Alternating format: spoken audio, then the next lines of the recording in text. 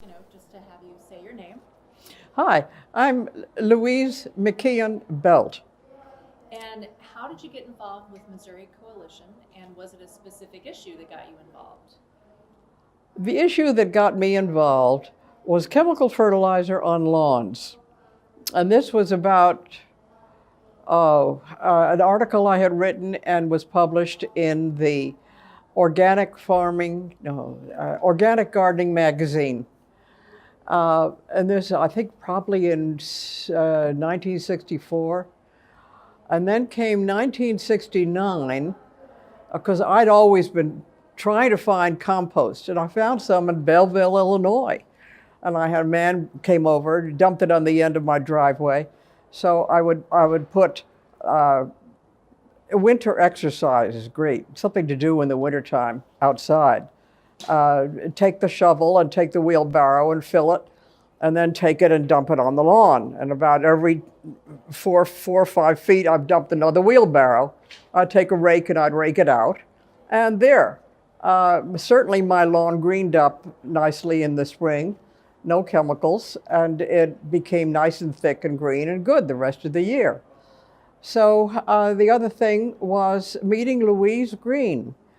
You remember in 1968, I think there was a report made in the state. Tony Messenger of the Post-Dispatch talked about this recently, and I thought that was it. How we need to have one school district for all of St. Louis. Well, I was living in Town and Country at the time, but all of St. Louis, wow.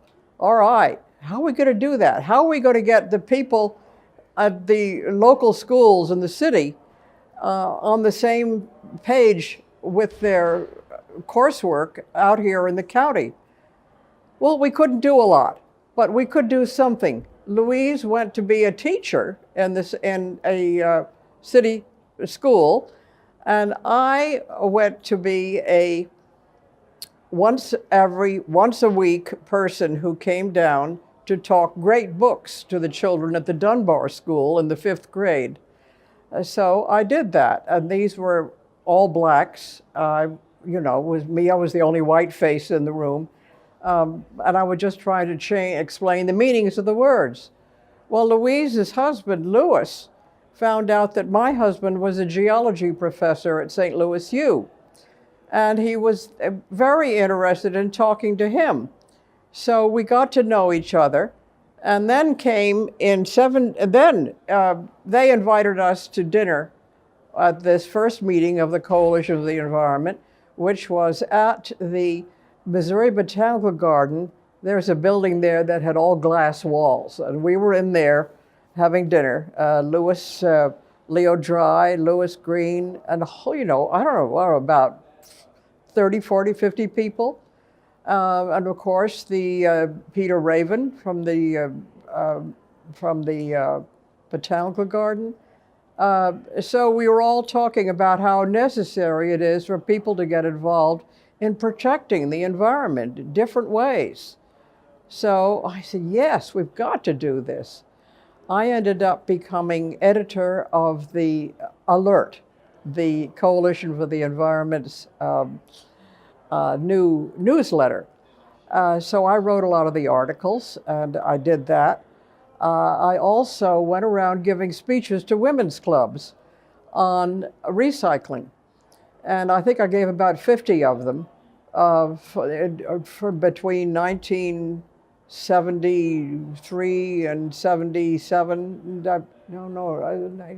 Earlier than that, 1970.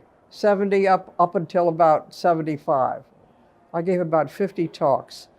And I was teaching people how, yes, I read a lot, newspapers, magazines.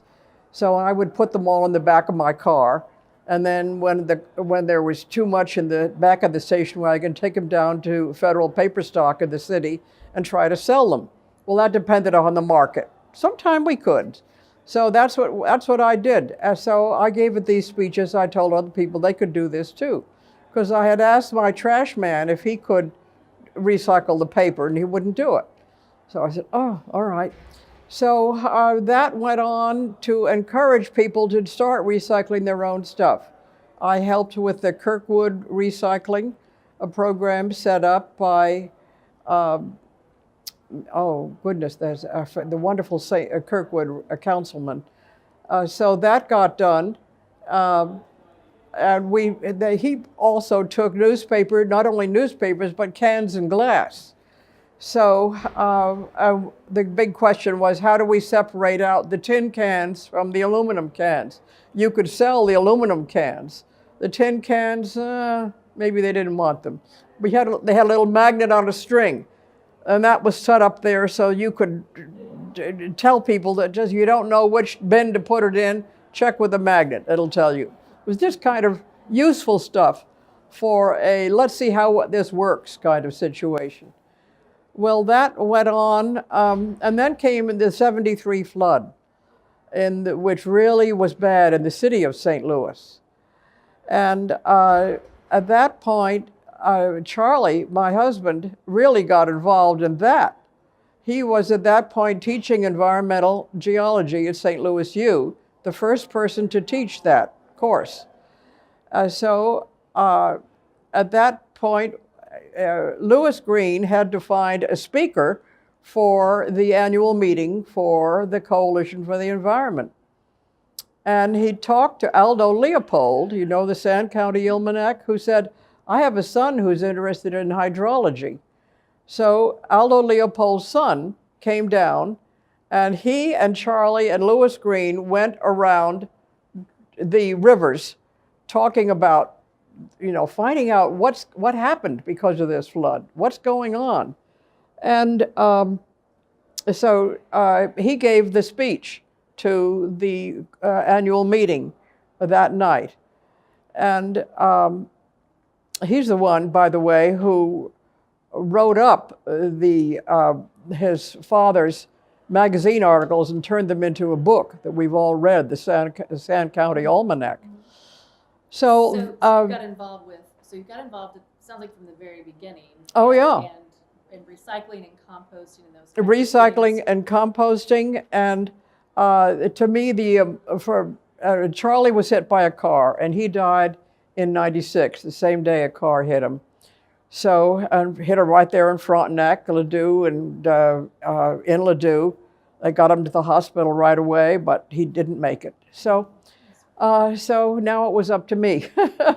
And I had children and still at home.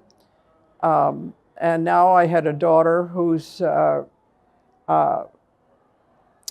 husband had a job, who just finished a job in the city, and they had sold their house in the city and they wanted to move to the county.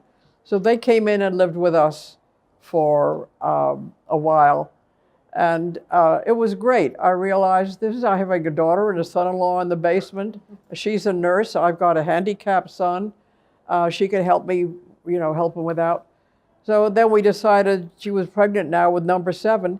It was not time to either build a taller house.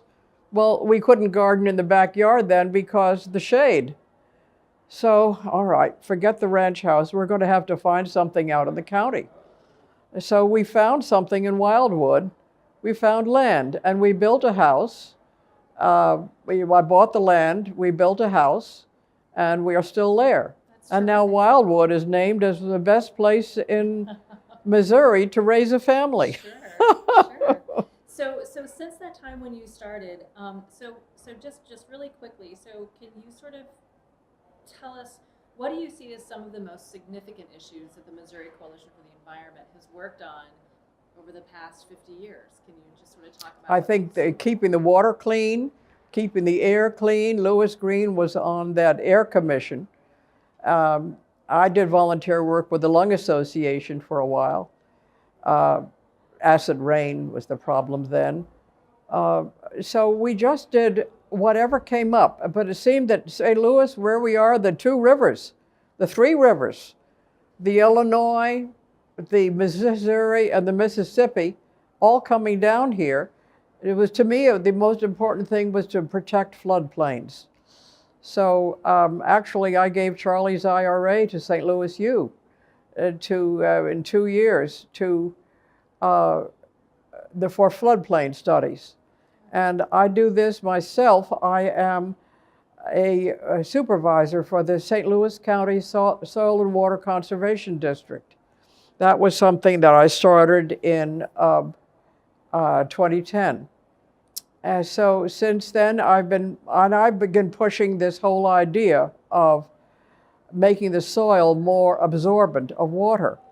You won't find that if you grow GMO food with all the chemicals there, that soil is not rich in soil organic matter, SOM, but an organic farm is. So I have a 1/4 acre in vegetables, and I've been increasing the SOM in that ground and leaving the rest of the ground either under trees or under grass so that everything can absorb CO2 in the wintertime, draw it down into the soil, out through the root hairs, and turn the soil black.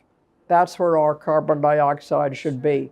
So here I am trying to improve the ability of the soil to hold water, though it doesn't wash off into the rivers, and to not use any chemical fertilizers or any chemicals on my lawns.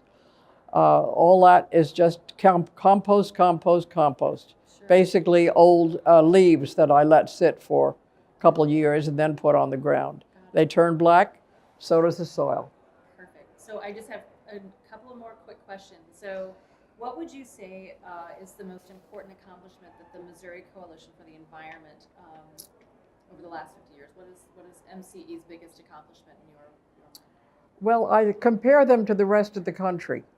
And I think what's important is that the St. Louisans are a people who, if something doesn't work, we try something else. We tried for years to get different kinds of ways for people to recycle without so much effort on their part.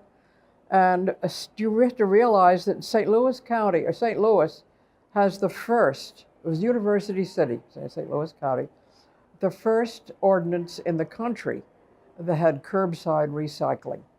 So that, on a personal level, that was very important to me. We beat California. New York is finally getting on steam within the last 10 years. So we were ahead of the game. What we thought was very important to keep everything that comes from that humans do, the things need to be recycled. So now, of course, we're older. What are we recycling? Things from our parents' homes. We are. Oh. So what do you see as the greatest environmental threat in Missouri now and for the next 50 years? Threat. Mm-hmm.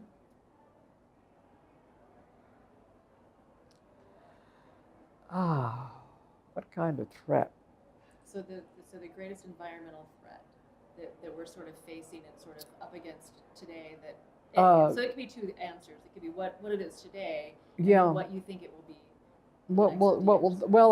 To me, I think still it's lawns and farms, compost, not using anything that will kill the biology in the soil. No chemical fertilizers, no herbicides, no pesticides, no fungicides. We can grow wonderful, rich, thick grass. Without those things, we can improve the ability of the grass, of the lawns to hold water, prevent erosion, and we can recycle the stuff. It used to be that we burned leaves, but my husband was allergic to volatile organic compounds, and he liked to bicycle, and he couldn't bicycle around burning leaves. And that was just a waste to burn them. They should be down in the soil. So this is what we taught. Mow your leaves into the lawn, leave your grass tall, 3 inches tall. Keep it on the lawn. Keep all that material so the earthworms and the microbes in the soil, all that microbiome can pull it down into the dirt. and you will give yourself a lawn that can feed your great-great-grandchildren when our populations get to the point where, like China today, China doesn't have lawns. They grow food right up to the house because they have enough people so they can grow food. I would rather see us cut down on the spaces given to unnecessary things like lawns than cut down on people. We need more people.